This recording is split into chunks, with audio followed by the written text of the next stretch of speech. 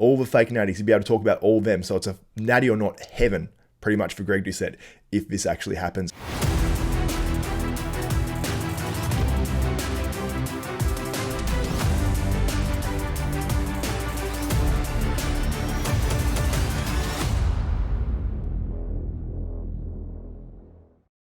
What's up, Desktopers? Xavier Wills here for Desktop Bodybuilding, and in this video I'm discussing Fouad Abiad and Greg Doucette beefing once again. Greg made a video about Fouad and his sort of solution to fixing these issues with bodybuilding, plus his copyright strike on Nick Trigilli, and Fouad responds, and they sort of have a bit of a back and forth. So I discussed that, plus I also discussed from that same video Greg Doucette's solutions to making bodybuilding healthier and saving lives. Plus I also take your poll results as well, and I feature all that in this video, plus much more. I hope you guys enjoy it. She was killed, and they tried the top to six cover it girls up. really look great, but you seem to have that perfect aesthetic. I wasn't look. into hip hop or even soul music. There are definitely people that need a little Viagra. What's up, Desktopers? Now, before I get into this one, if you guys really do like the content that I'm putting out and you want to see more of it, please give this video a thumbs up, smash that like button, also subscribe and hit the notification bell button. That way you'll be notified of every video that goes up from myself, Xavier Wills at Desktop Bodybuilding. So Greg Doucette put out a video titled, Fouad, Chris Bumstead should relinquish his title and copyright strikes Nick Trigilli. So let's play a little bit of that. I'm going to respond to what Greg Doucette has to say and also respond to his solutions to making bodybuilding safer and saving lives.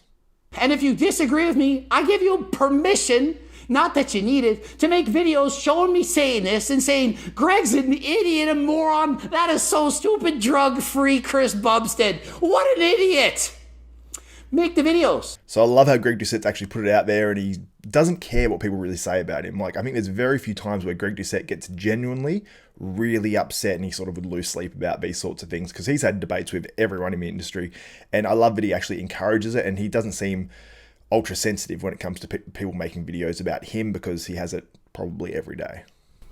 So let's keep an open mind here. Fouad is trying to open up discussion. All the ideas can't be good. It's kind of like brainstorming. Some ideas are going to be good, some are going to be bad. His idea is to eliminate classic physique.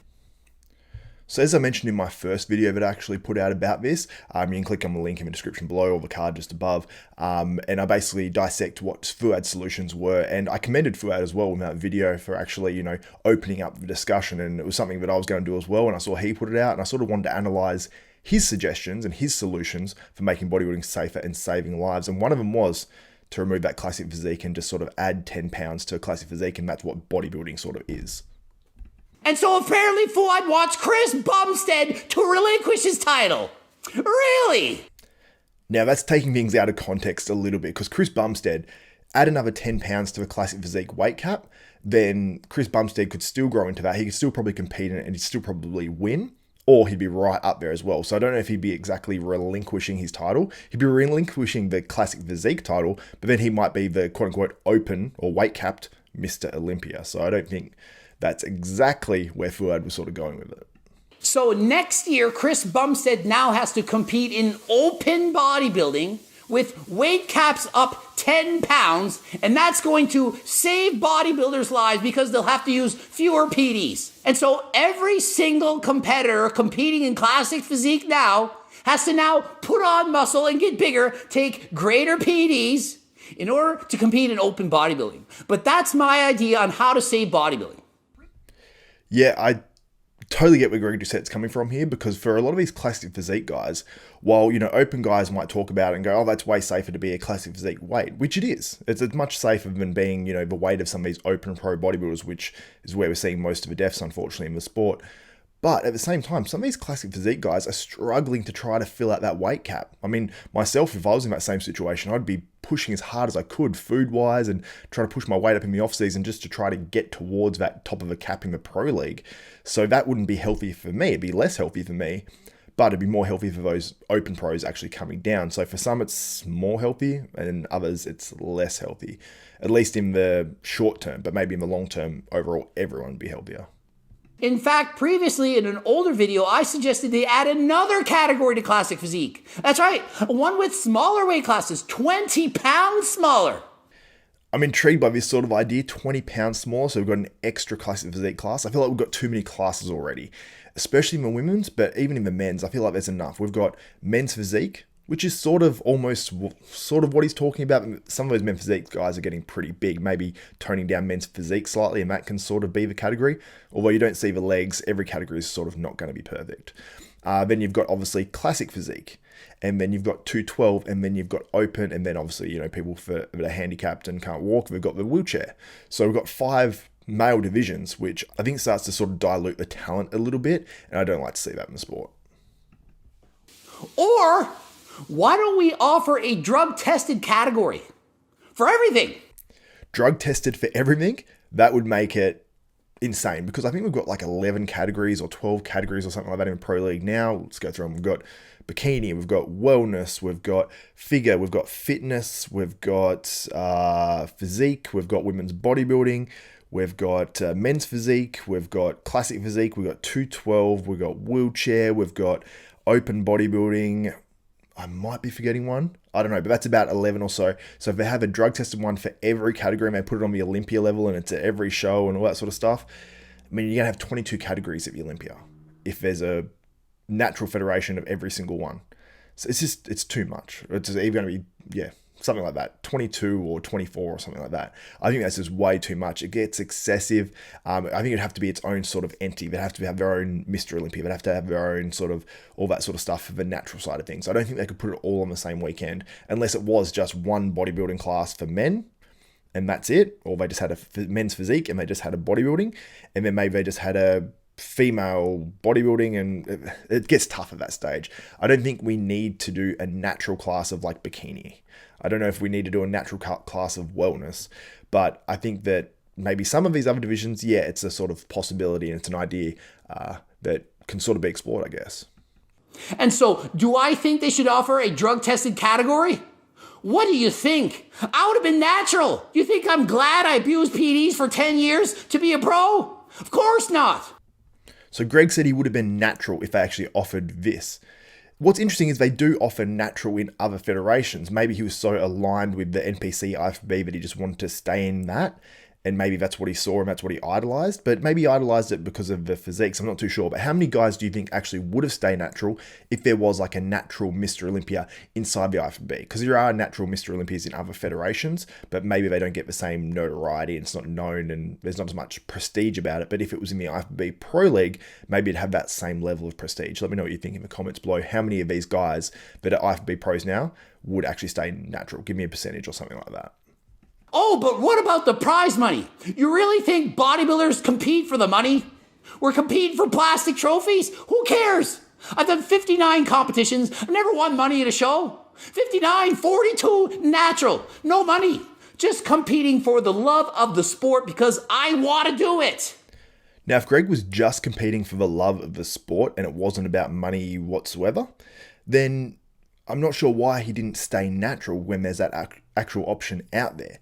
Or was it the fact that he just wanted to stay in that federation and he just wanted to be competitive, and to be competitive and have a chance to turn pro, he needed to do what he needed to do? I'm not sure, because if it wasn't about the money, because obviously, he says he didn't win any money from competitions, but he's very popular in part because of what he did with his physique and the fact that he was able to be a pro bodybuilder, that he's sort of been very open about, what he takes, what he does, and what he does now, and the fact that he's gone to classic and competed and earned a lot of credibility, in my opinion. And it's definitely earned a lot of credibility in my eyes, because when someone's done it and when someone's been through all the hard work and the effort and they've shown such a tremendous physique, that they earn a level of credibility. So when you listen to his videos, you maybe listen to him more, or you take more stock of what he's actually saying compared to someone who hasn't really done it, hasn't put the hard work in. And there are still those people out there that you do, obviously listen to and take certain things from, but the fact that he's done it and looked so good and did what he did adds a little bit more credibility. Had he been natural and had nowhere near the physique that he probably would have had, obviously being a pro, maybe he wouldn't have that same credibility. I still think he would have been able to, grow obviously a big YouTube channel and do all that sort of stuff, but maybe not as quick, maybe not to the same level. So I think that there is an aspect of money, even if it isn't directly from competitions. And so if you count up all the bodybuilders in the world, are there maybe 10 that make a living from actual bodybuilding competitions? The top 10, maybe. Most people competing in the Mr. Olympia, 12th place, how much are they earning? And so to say, oh, it's all about the money, the prize money, it's not the prize money. So I actually disagree with this, because you look at the guys that actually have passed away and it may have been about the prize money. Sean Roden, obviously he had that huge case hanging over his head. That's sort of unique circumstances and you can't really say that's in every case. But he needed to pay legal fees. He needed to come back and he needed the prize money. Had there been a natural Mr. Olympia that paid out $400K as well, maybe that would change things. But obviously it's about prize money for a guy like that, because he has a huge amount of money from not only the competitions, but they actually, a lot of the sponsors actually match or do half matches on competition winnings. You know, so if a bodybuilder winning the Mr. Olympia, it's not just worth $400,000 to them what they get on the day. It's probably worth $1 million to $1.5 million in all the endorsements, and they can live off that Mr. Olympia title for the rest of their career. So I think that Sean Roden in that case, definitely about the money in my opinion, and probably the love of it as well. I can't say 100% what it was because he never spoke about the reason for wanting to come back and staying big and all that sort of stuff, but that could be part of it. George Peterson, he was making some money. I mean, he was one of the contenders to win that 212 Olympia title, which pays, you know, not as much as perhaps it should, but it's still a good amount of money. He might have had sponsorship matches and stuff like that. Had he won that 212 Olympia, maybe that would have been, I don't know, $100-something extra to him over the years, probably a lot more than that. Could have won multiple titles. You look at Cedric McMillan, obviously a guy that competes and makes money. So it might have been about money for him to actually maintain sponsorship. They have, you know, in their contracts, obligations to compete a certain amount of times. Maybe it was that. I don't know. I haven't spoken to Cedric's family or anything about that. It's not really my business, but that could be it. Dallas McCarver, obviously making a good amount of money. He had that sponsorship with Redcon. In his contract, I'm sure there was obligations to actually compete. So maybe that's, you know, part of a reason. Had, you know, there been a natural federation out there, maybe he wouldn't have been able to compete in it. Who knows? And, you know, if there wasn't a prize money in it, he probably wouldn't have done it. You know, so there is a difference there, and I think that it is partly about money. So that's my response to Greg Doucette. I don't think all his ideas are bad whatsoever. The lighter weight classic physique division, I could see it happening. I could see something like that definitely happening, where it's more of a, I don't know, like a WBFF look or something like that, where they have the short shorts on and they've sort of still do posing, but it's sort of like men's physique. I could see something like that happening in the IFBB for sure in the men's side of things. So I don't hate it.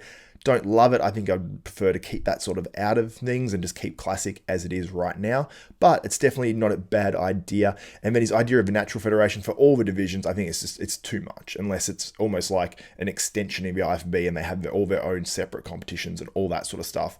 But if it was just a one natural federation in the men's, or maybe a men's physique and a men's open natural, and then maybe a women's bodybuilding natural or a women's physique, just one natural federation there, then I'd sort of like to see it, to be honest. I wouldn't mind that whatsoever, but would the IFBB do that, basically saying that, like, all these guys are on stuff and all these guys are not on stuff? That's sort of what it feels like, and it's sort of a tough sell a little bit. But they do have that Ben Weider Championships that is within the IFBB, and it is a pro natural contest. Will that develop into being a Mr. Olympia category?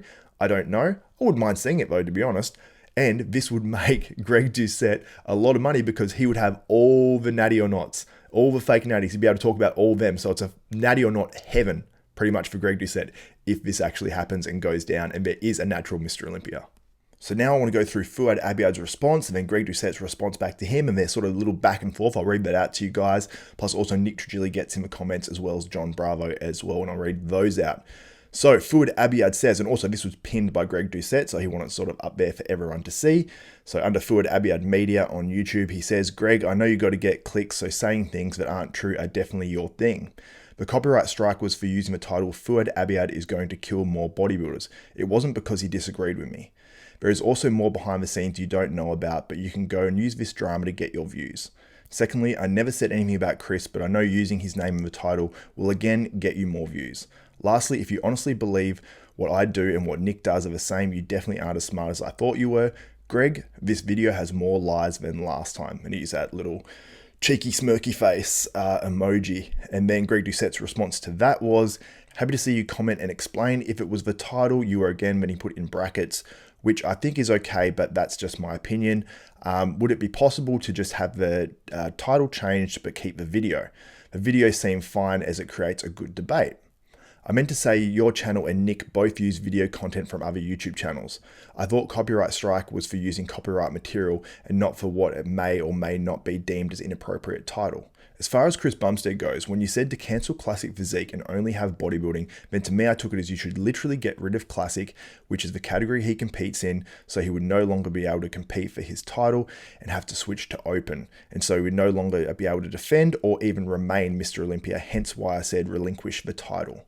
I took it as he would lose the ability to compete in his chosen sport, and so I'm quite convinced that he would not want to have to do this. I think regardless of if we agree or not, it makes for a really good debate on a really good topic.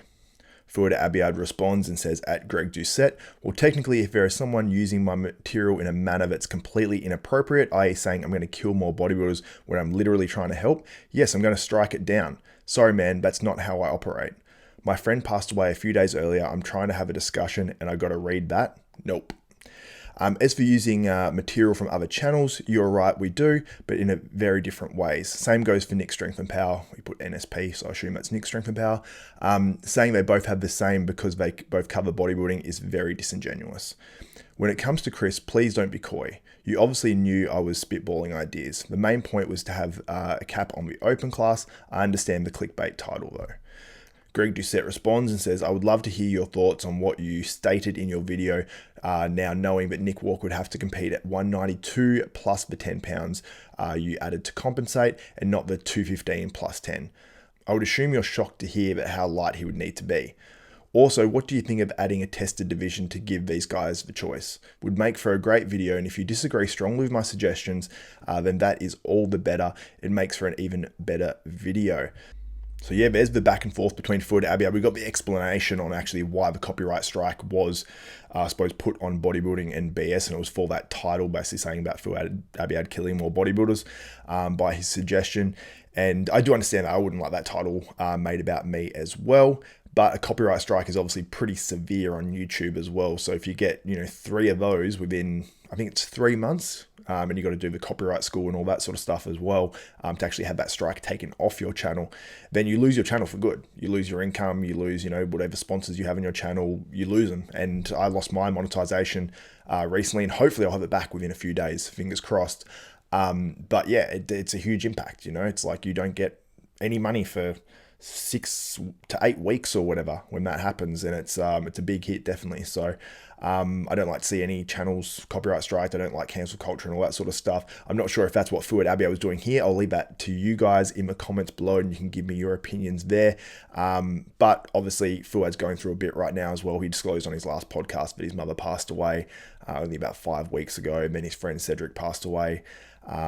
So pretty heartbreaking. He's gone through a lot of loss lately, so I just want to let people know that as well, because just to take it sort of easy on Fouad and don't go all in, same as any of these guys really. I don't like to see people get totally slandered and bashed online or anything like that, but it is an interesting discussion point. I agree with Greg Doucette. I think the more ideas we put out there and spitball and all that sort of stuff, the better. I do think Greg Doucette's title was a little bit, saying that Chris Bumstead should relinquish his title or needs to relinquish his title or whatever it was. Fouad definitely wasn't saying that. He wasn't implying that or anything like that. And I get why Greg Doucette was able to use it, because obviously Chris Bumstead gets clicks for sure. So let me know what you guys think in the comments below about Greg Doucette's suggestions. What do you think about Fouad's response? Do you think it was justified that he put the strike on Nick Trigili's channel? Let me know what you think about all those topics in the comments below. It's much appreciated. If you guys like this content, please give this video a thumbs up, smash that like button, also subscribe and hit the notification bell button. That way you'll be notified of every video that goes up for myself, Xavier Wills at Desktop Bodybuilding. And make sure you head to hdmuscle.com. Amazing supplements. Check them out. The ingredients lists are up there. They've got some mad apparel. All their products are absolutely next level. They've got health stuff. They've got performance stuff. They've got pre's. They've got non-stim pre's. They've got all the stuff that you could possibly want. So make sure you check it out. The link is also in the description below, and use the code DESKTOP to save yourself 10% off your order. So that's it for me. For Xavier Wills, Desktop Bodybuilding, we are out.